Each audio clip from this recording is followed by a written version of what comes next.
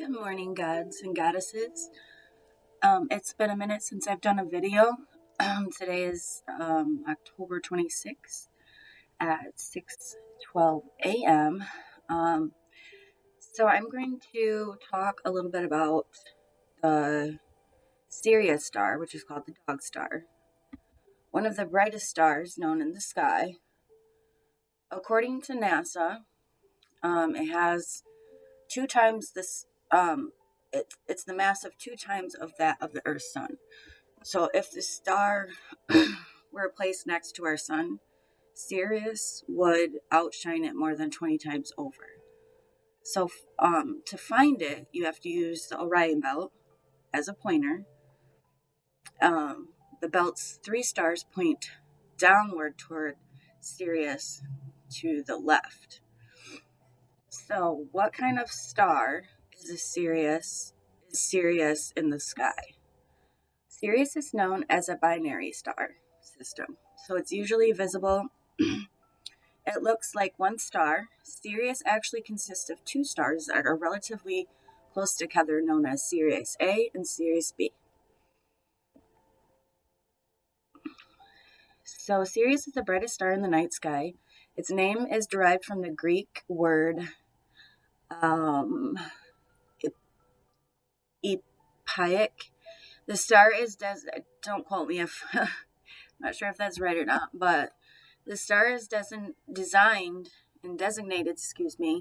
a Canis Majoris. So it's lantalized to the Alpha Canis, and abbreviated Alpha CMA or CMA, same thing, with a visual apparent magnitude of 1.46. So or is the star a white dwarf or is it a black dwarf?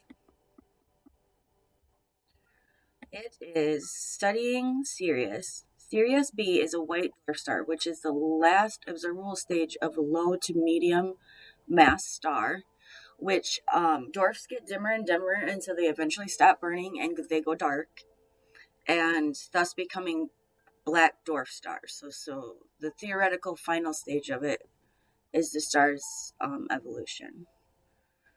So why was the Sirius star called the Nile star?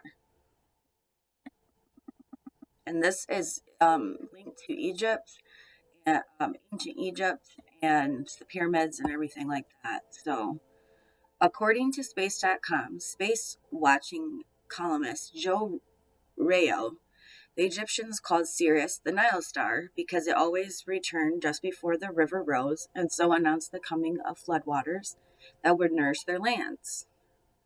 So in 1718, English astronomer Edmund Halley discovered that stars have proper motion relative to one another. So we're going to click on this. And hopefully you guys got to see the blood moon the other day. It was so beautiful, Hunter's moon.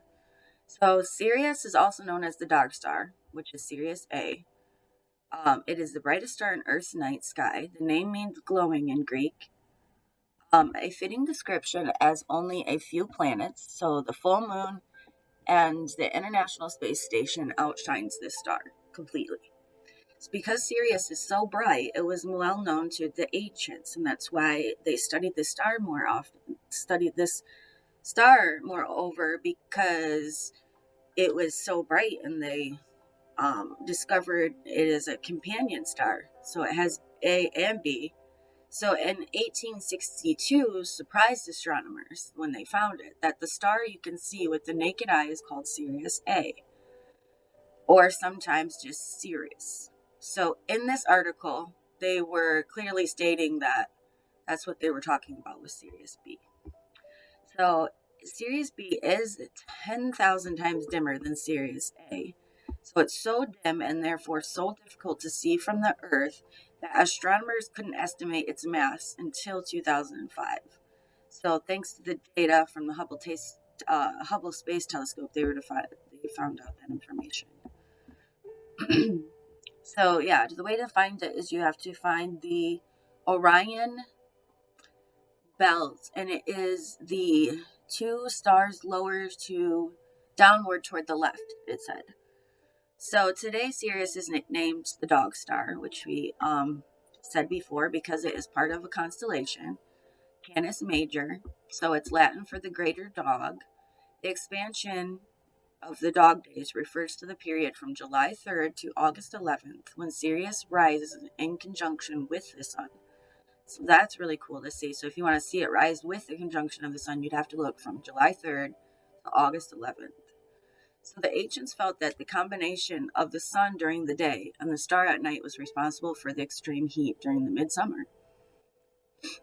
So the star is present in ancient astronomical records of the Greeks, the Pelagians, and several other cultures. So Egyptians even went so far as to base their calendar on when Sirius was visible in the eastern sky. Shortly before sunrise, according to the Space.com and Space Watching columnist, the Egyptians called Sirius the Nile star because it always returned just before the river rose, and so announced the coming of the floodwaters that would nourish their lands with trees and abundance of corn and food and such and such. So in 1718, English astronomer Edmund Halley discovered that the stars have proper motion. So relative to one another, this means that the stars include Sirius move across our sky with a predictable angular motion with respect to more distant stars. So more than 100 years ago, Halley's finding, the Halley's Comet, is German astronomer Friedrich Wilhelm published a scientific note in the monthly notices of the Royal Astronomical Society, describing how Sirius has been deviating from its predicted movement in the sky since 1755. So Bessel, I'm messing up so many words today. Bessel hypothesized that unseen companion star affected Sirius's motion. So the U.S. astronomer and the telescope maker confirmed Bessel's hypothesis in 1862 when the U.S. researchers spotted Sirius B through Clark's new developed great refractor telescope. So when you're studying it, the Sirius B is a white dwarf star, which is the last observable stage of low to medium mass star. And while the white dwarf gets dimmer and dimmer until they eventually stop burning and go dark, becoming black dwarf stars, the theoretical final stage of a star's evolution is becoming a black dwarf star. So scientists study white dwarfs like Sirius B in hopes of gaining a better understanding of the stellar cycle. So eventually Earth's sun will cycle to white and dwarf stages as well, eventually. The mass of the star is an important factor in the object's stellar evolution. So because it determines the star's core temperature and how long and hot the star will burn, astronomers can calculate the mass of a star based on its brightness, its luminosity, but that was challenging for Sirius B because the luminosity of Sirius A had overpowered, and they caused the overpowered the ground-based observations, so making it impossible to isolate the much dimmer luminosity because of the coming of Sirius B. So it wasn't until 2005 when a team of astronomers assembled data collected by the Hubble Space Program telescope that scientists were able to measure the mass of Sirius B for the first time. So they found that the star has mass that it is 98% of Earth's sun. So to this day, Sirius continues to be a favored study subject for astronomers and physicists. So in April 28th, NASA launched the transiting exoplanet survey satellite called TESS. And so with the aim of finding exoplanets orbiting bright stars, because Sirius is so young, and it's young, that it's not likely to have planets orbiting it. So, nonetheless, the data test collects can be used to study variables in the star's brightness and the appearance of supernovas. So, that's a little bit about Sirius A. So,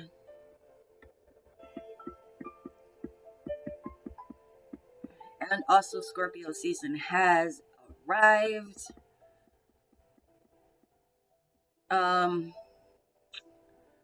So it is the brightest star in the night sky.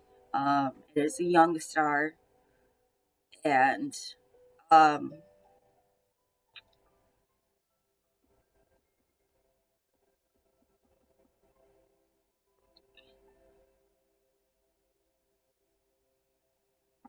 okay, let's go back. So today is 10/26. And so we're gonna do a birthday reading. So happy birthday to anybody that has today as their birthday. Happy birthday.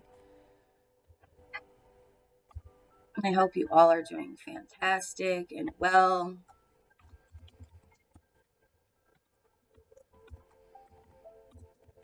And you're all staying safe, good health. Okay, so let's see what the horoscope is today. And we are, like I said, in Scorpio. Yay! So, being a Scorpio born on October 26th, comfort plays a very important role in your life, although, as you also escape it when you travel, or when I go shopping, or when I draw. So, you feel major connections with arts and sports, although you won't find it necessary at all. Because I play a lot of sports. I played soccer growing up. I played indoor and outdoor soccer. Played softball when I was younger. I played basketball when I was younger. And um, yeah, and plus there's really, really good energy on the earth right now. Everybody's going through a major like shift in their consciousness, and we're raising our levels and our power, and we're being empowered as women, empowered as men. And so we really are like coming out of like this coma, as you would, kind of say, and we're being awakened to the truth and the knowledge that that we're finding out. And a lot of it has to do with our history and stuff that was hidden from us, stuff that wasn't taught to us because it wasn't in our history books growing up. And now like everything is changing. So um the personality of those born on today, October 26th, can be described as drawn towards ambitions and making others do what they would like, or others do what they would like them to do. So their envision of love suggests that they fall headlong in love with entering most relationships, but they can also be quite cruel when things don't go according to their expectations. Because, like, as Scorpios, we kind of like to have like this feeling of knowing what we're going to be doing before we go into it, because we don't like the unknown things.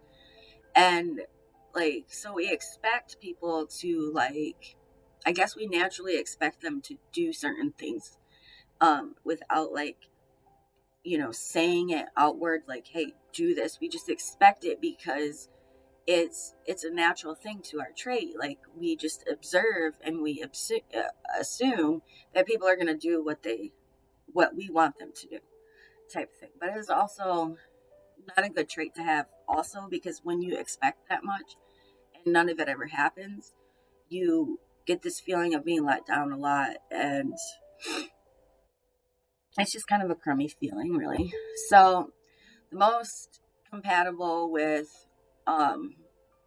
people born on the 1st, the 4th, the 8th, the 10th, 13th, 7th, or the 17th, the 19th, and the 20th, 22nd, 26th, 28th, 31st. What happens, or birthday horoscope, here we go. Today, October 26th, it's your birthday. So you express yourself with authority. Sometimes you intimidate others without ever intending to do so. So, like, your mind is really sharp and incisive, and your wit is on the ball. So you have the benefit of both analytical skills and perceptive understanding of others.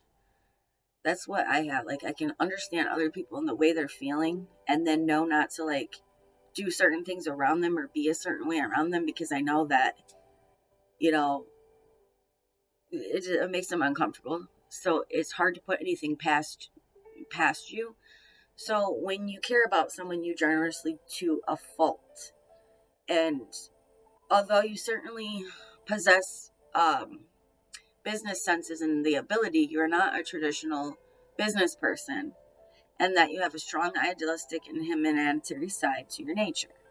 So the famous people that are born on this day: Hillary Clinton, Jacqueline Smith, Keith Urban, Wen Everett, Morgan Slayer, Anthony Rapp, Seth MacFarlane, and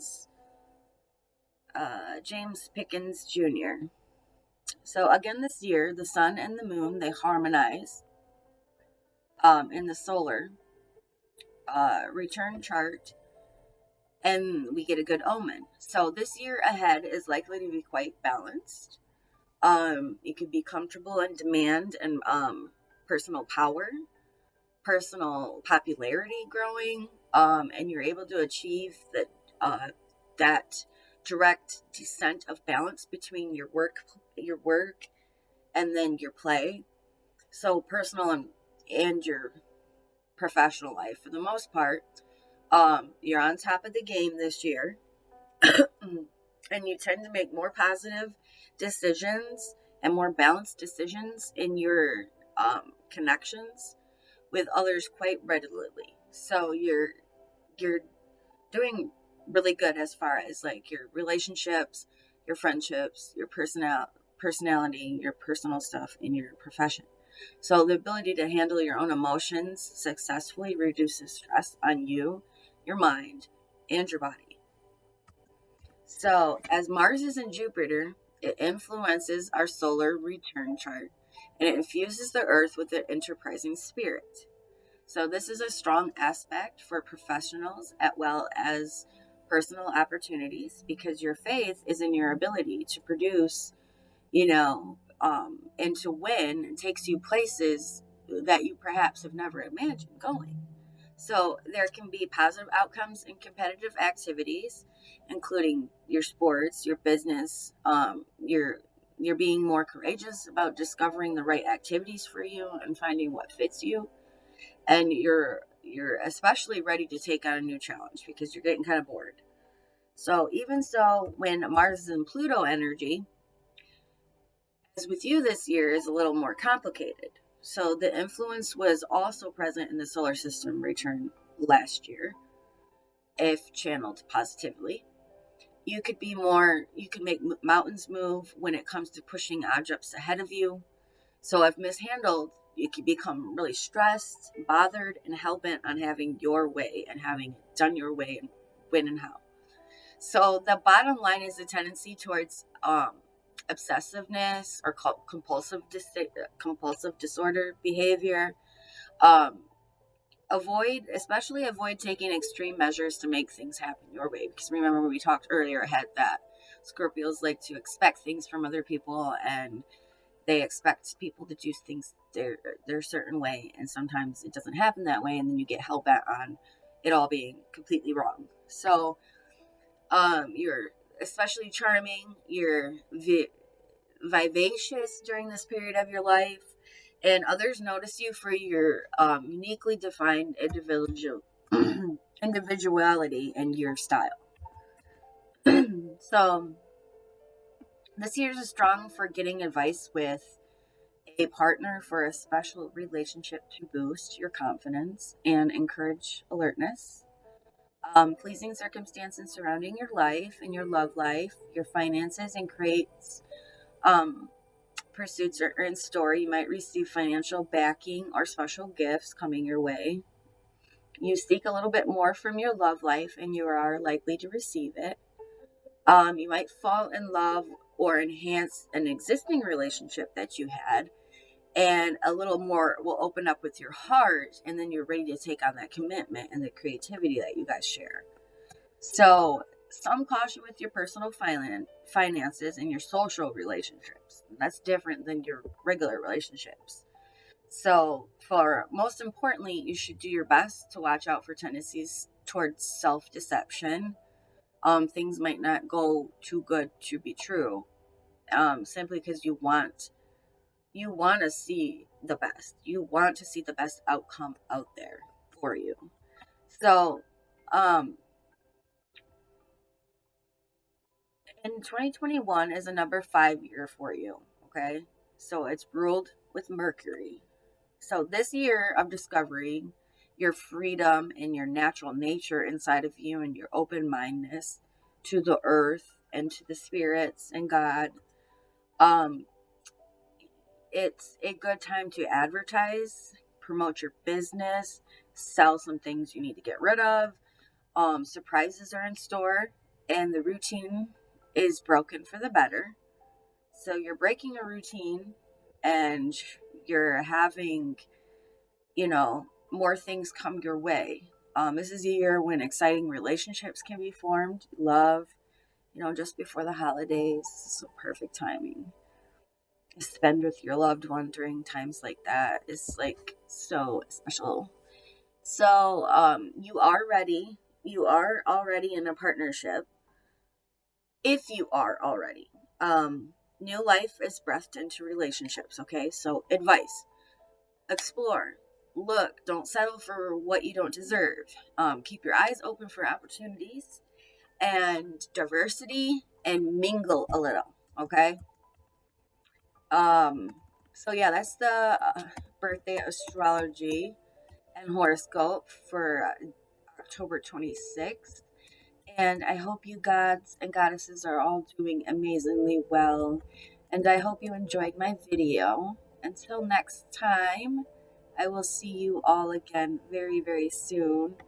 Please don't forget to like, subscribe, and comment if you have any questions regarding Sirius A, Sirius B, what it is, and